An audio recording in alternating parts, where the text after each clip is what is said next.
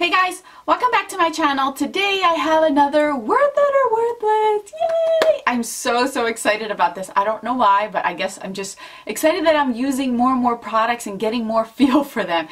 If you're new to my channel, I have no clue what the heck I'm talking about. My Worth It or Worthless series will be linked up here as well as down in the description box. Basically, these are my haul updates and I will let you guys know if these products are worth it or they're worthless, and don't waste your money. So I have a basket full of products that I have been using, testing out, and I'm getting back to you guys with a full review and swatch of all of them.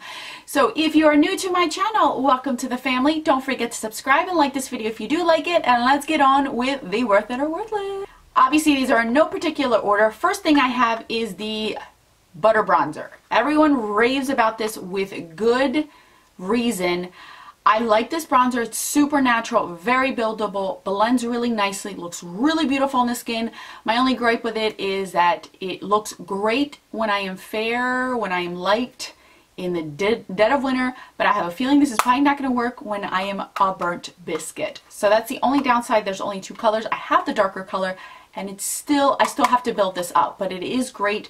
The scent does not linger on my face. I thought it was going to linger on my face. It does not linger on my face. It's really nice. It is beautiful. I feel like I'm not getting too much product in this, to be honest with you, but it's a great bronzer. Everyone talks about it, and for good reason, because it is really nice. Too Faced Peanut Butter and Honey Palette. Remember this, guys? Remember this? This had like 5 seconds of fame on YouTube. I'm not even kidding. So I have been using this, testing this out, seeing how I like it. I do like it. It's just I don't know what's going on with Too Faced, because I feel like this one has this one's giving me like that, why is it not so great as the other ones kind of thing. Every time I get one of these tin ones, it's always great quality. I never have a dud in any of these, and I feel like some of these did not hold up to my expectations. For instance, this one called Bee's Knees. I packed this one on my lid, and I felt like I had to do 3 layers, and it still didn't look as great as it did in the pan. It was very sheer. I realized that I should have put a base under it to make it look like this.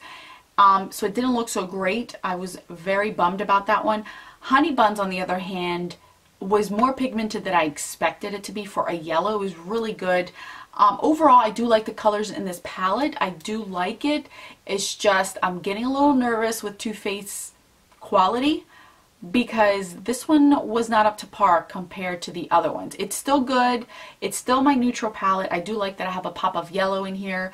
That they try like these peachy tone colors right here. It's not bad. I'm not gonna lie. It's not bad. But see, it's not too bad. It's just, I'm getting nervous. That's all I gotta say. I'm getting nervous with this one. I'm putting these two together because I did a full tutorial on these, and I'll put it up here as well as in the description box. These are the Lorac, what are these? The California Dreaming eyeshadow palette, as well as the California Dreaming blush palette. So I had to keep the packaging because I wanted to share with you guys. Look how beautiful this packaging is.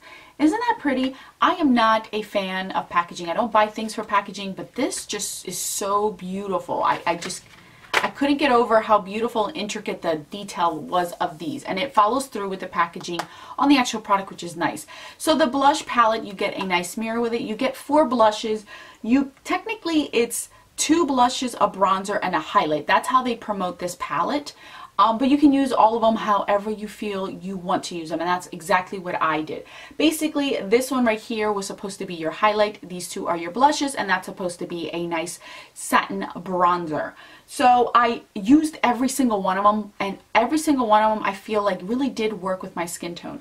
This one in particular could be a blush topper for those that are darker skin tones, and those with fair complexion, but this will look like a beautiful blush. I mixed these 2 together. This is the only one that is matte. It's called Ray. This Golden Hour is so beautiful as a blush. I could not get over how gorgeous that is. When I get a tan, this is going to look even better. And this Sunlight one is beautiful. It is not a highlight for me. I could see this being a highlight for darker skin tones. This will definitely go for a shimmery bronzer or shimmery blush for a very skin tone, but I would be very cautious of that because it is very warm. But for me, it is a beautiful blush. I love this one. These have the same quality as their normal Lorac buildable blendable blushes. They did not skimp out on their quality. They're really, really good. I was super impressed with this palette. I love it. I love the colors that they did in here. They're nice, wearable, everyday colors. I can travel with this if I feel the need to. And the packaging is no exception. It is just so beautiful and stunning. So I really, really like this. And I mentioned in that video that if you guys can get your hands still on this, I would definitely get it. Now, as far as the eyeshadow palette itself, same thing. You get a nice mirror, different color of the box, but it's the same type of packaging and display. These eyeshadows are so, so good. Soft, creamy, blendable. You do get kick up when you put your brush in here because they are super soft, but they're really, really good. I love these. I couldn't believe that not too many people were talking about this palette more than it should. Yes, you look at it and you're probably like, I can't come up with a look with this, but you guys saw I came up with a full look without using any other eyeshadow palette at all. This is all that I needed. This is all that I used. This is all that I can come up, like, I came up with it. I can come up with more different looks with it. I'm just hesitant on using it anymore because I'm not sure if you guys can get it. And I already included it in my Gone But Not Forgotten series, but it is a gorgeous palette. I absolutely love it.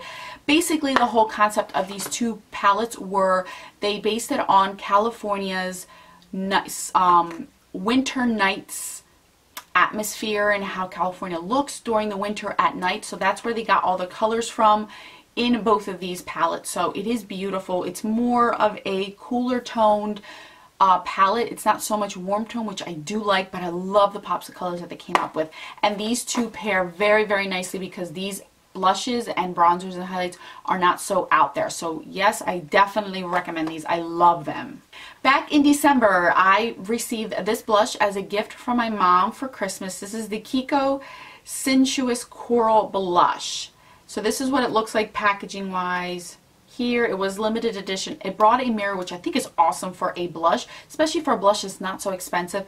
So this is what the blush looks like. You could split them where you can get more of a mauve tone or more of a corally tone, or blend them together and get a really nice deep coral color.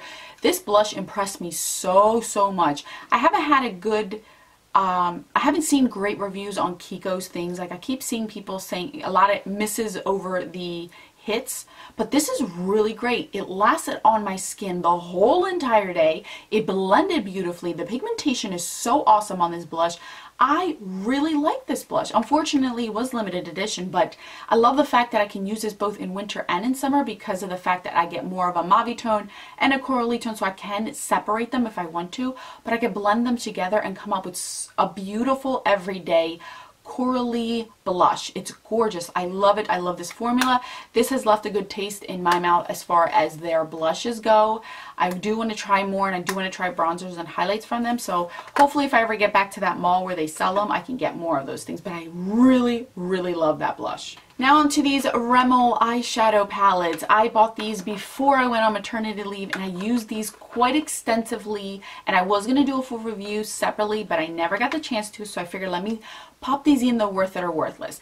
These are good for drugstore eyeshadows. They're pigmented, they blend really nice. You do get 3 different types of eyeshadow palettes. You get your more of like your naked palettes where it's more of the gold tones with the deeper tones. Then you get this one that's more neutral based compared to this one. This one's more of like a rosy tone, and this one is more of like the neutral base, as you guys can see the difference here. These are probably going to be your everyday ones. Then they come out with a grungy one that's more deeper, more of a cooler toned, more of a smokier palette.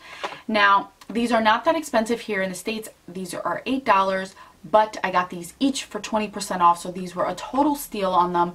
They are blendable, they are pigmented. Some of these I would recommend using a base because they are a little bit more crumbly, the lighter shades. The only gripe that I do have with these is I'm not really saying that these are bad. Milani eyeshadows are a lot better, I feel. The CoverGirl True Blend eyeshadows are a lot softer and more easier to use than these are, but these are still good. These I would pick over the CoverGirl quads and duos. I would pick these over the Revlon ones that they have now. I don't like those either. These are a lot better than those. The only downside that I do have is that this particular palette right here, no matter what look I did, what eyeshadows I used, they all look the same. They look different in the palette, but they all come out the same on my eyes. You get the same type. So if you were going to skip out on all of these or any of these, I wouldn't pick this one up. Not because it is the smoky one, not because it is the deeper one. It's because you don't get a variation on your eyes. Everything looks the same no matter which way you put it. So I don't like this one, but I do like these for every day. If you're on a budget, I think these are great, and these are permanent. So if you have been looking at these, they're not bad. They're not bad. Just prep yourself to use a good primer. Prep yourself to get some fallout. Use bases with the lighter colors to make them more enhanced. But I think overall, they're not bad eyeshadow palettes. I had purchased these, I can't remember when, probably the beginning of this year. These are the Jordana Glow and Go Creamy Strobing Sticks. So I think these are permanent to their collection because I still see them around. I got number 1, which is Pearl Glow, and number 2, which was Radiant Glow. These are so good. If you saw my video of products that I learned to not purchase while I panned, I was wearing this highlight in that video. This is the type of consistency and texture that I say that oily skin individuals can use, and it doesn't break their foundation down and it doesn't make them look super oily. This cream to powder, the drier, creamier products is what you need. This one is the one that I was wearing.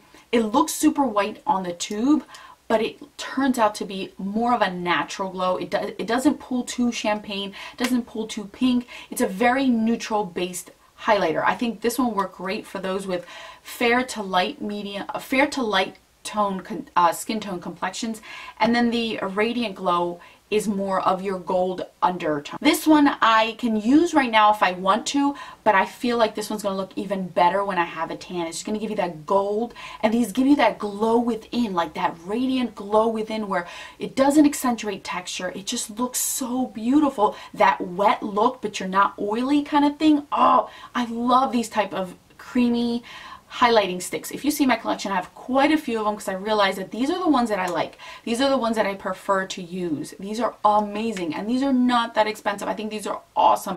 There is a third one that's even darker for those with deep skin tones. I think these are going to look so good. Do not be afraid if you have oily skin. I'm telling you, these are really, really good. You just got to know what type of creamy products to use on your skin, and these I would definitely recommend if you have oily skin. These are awesome. By the way that I use them, you can go like this and put them on there. I tend to not like that because of the fact that these are more of a drier texture, so they can last. I grab a stippling brush and I basically just brush it like this and then put it on, and you get enough product. You do not need to work at it. It works awesome that way. Next product is this Too Faced Sweet Peach Glow Palette. Remember this? This is another 5 minutes of fame on YouTube here. Now, I know a lot of people, there was a lot of controversy with this one because of the fact of the colors that they chose, the finish that it had, and they came out with a separate blush, which I recently purchased myself, but I haven't tried yet, so I cannot attest if I like that blush better than this trio or the blush specifically in here.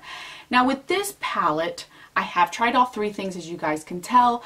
I do like the blush in here. It's very beautiful. It's very blendable. It's very buildable, where I don't feel like it's too much glow because I have to build it up. It's really pretty. It's a really nice natural blush, corally blush. If you are not into coral peachy blushes and you want to step your toes into something, this is a great one to start out with because it is not so pigmented and it's not so stark in your face, and you can build it to what you feel comfortable using.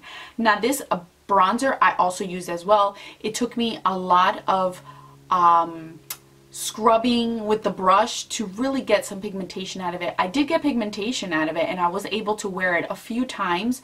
The only downside is I really have to build it up, and this is not going to work when I get darker at all. I can see why people don't like that one. It is a sheeny kind of bronzer. It is not matte by any means, but it is not glittery either, so I can wear it. It did last on my face, but it wasn't noticeable towards the end of the day. So I'm on the fence with the bronzer. I really like this blush. Now with the highlight, this highlight, I compared it to quite a few highlighters that I had in my collection that were peachy, were called peach blushes. For instance, the Laura Geller Peach Glow one. That one, I compared it to this one. This one is by far very, very peach. Very, very peach. If you compare your Laura Geller Peach Glow to this one, the Laura Geller Peach Glow looks pink compared to this. This is super peachy. Very, very peachy, where it's a very noticeable highlight. It is not subtle at all, even if you put a little bit on. I can see this working with darker skin tones, medium to deep. I can't see this working with fair to light. Even I'm light, and I really had to go lightly with it, and I was able to wing it, but you could still see that it's super peach. It's very, very peach. It's more of a blush topper for me in the winter, and I would prefer this more in the summertime. I can't get away with using a lot of this in the summertime. I got pigmentation out of it. I know that you guys had mentioned to me what brushes to use when it comes to this gelée kind of texture, because I had Laura Geller highlighters that everyone didn't like because of the texture to it. They couldn't get pigmentation out of them.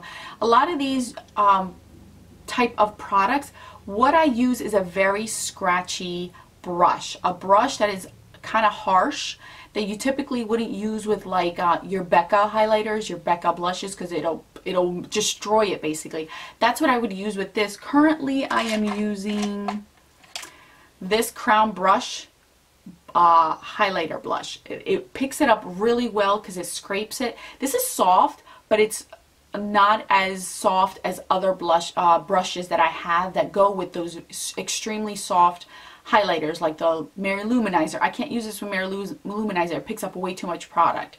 That's what I mean. Like if a brush that you have picks up way too much product, use those brushes for this type of formula, because it works great with these formula and I don't really have to work at it too much. So would I recommend this? You have to be a lover of Too Faced. You have to like the Too Faced Peach line. And if you are more interested in the blush or highlighter because you're deeper tone, or you want the blush, if you're only going to go for the blush, go with the single blush. I'm pretty sure that that's even better than this. But if you are using 2 out of 3, I think it's worth it. If they would have done away with this and maybe done a lighter, peachier highlighter, I think I would have liked this more. I don't hate it. I don't hate it, and I'm not returning it because I have gotten use out of it and I really like the finished look. It's just I got to work a little bit more with this product. Last but not least is my IT Cosmetics Je ne sais quoi palette my mother purchased for me for Christmas. So this is what this looks like. It brings the pressed pore powder, I can't remember what it's called.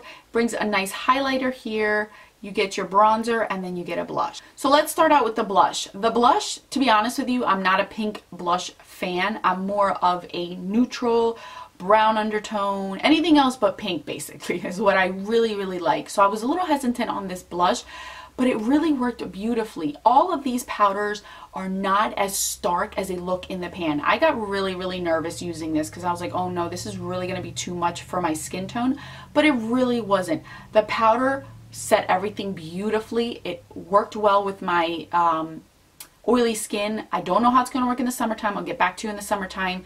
But as far as the fall and winter, it worked really, really good because I'm not so oily, but I still am oily. This blush looked really beautiful and natural on the cheeks. I can build it up if I want to, but it doesn't look so pink like it does in the pan. This bronzer scared the crap out of me because it looks so dark in here and very warm.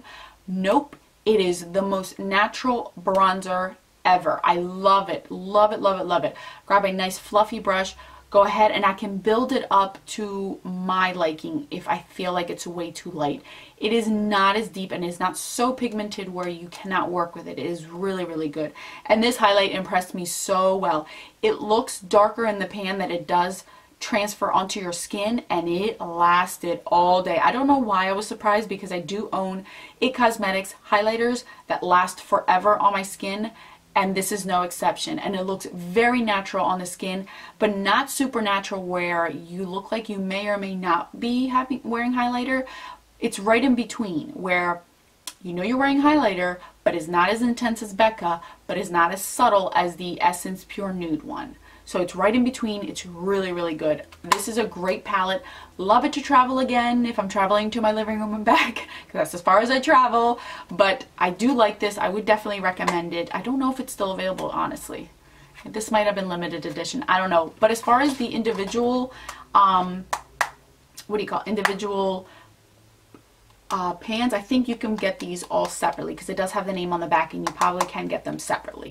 So that is it for my worth it or worthless. I hope you guys enjoyed it. I will list all the products down in the description box, and if I can find them online, I will be more than happy to link them for you guys. Thank you guys so much for watching. If you have any questions on any of the products that I did show you, please leave them down in the comment section. I'll be more than happy to elaborate any more than if I didn't in the video. I try not to make this super long because I can already see it's over 20 minutes long, so I really got to cut this down. So thank you guys again for all of your support. I will catch you guys in my next video, and don't forget that a smile is the best makeup a girl can wear. Bye guys!